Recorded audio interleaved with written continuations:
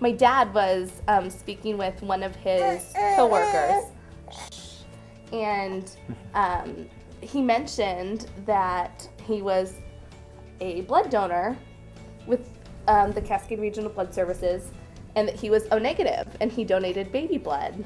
And it's just amazing to think that it could be his blood that saved him, because you never know. That's the hardest part, is not being able to thank whoever it was that, you know, was essentially partly responsible for saving him. Yeah. The nurses at St. Francis noticed that he wasn't getting as pink as he should. He had purple fingers and toes, and his nose and his gums, they just never turned pink. The diagnosis was transposition of the great arteries, and that's basically his pulmonary artery and his aorta were backwards.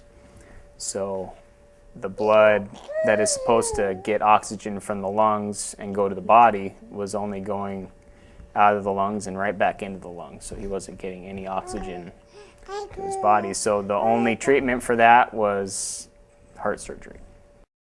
They did mention that he was a rare blood type, and that they were going to have to check with the blood bank to make sure that there was some in supply for Friday, because this was Wednesday when they had scheduled the surgery for Friday. It would delay the surgery even further if they didn't have, if the blood wasn't available. So we were lucky that the blood was available, and he was able to have the transfusion.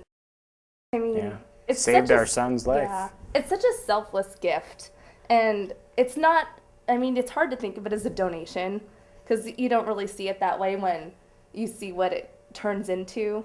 It's more of a gift. It's not, I mean, and you never get to see where it comes from, you know, and that's the hardest part, is not being able to thank that person.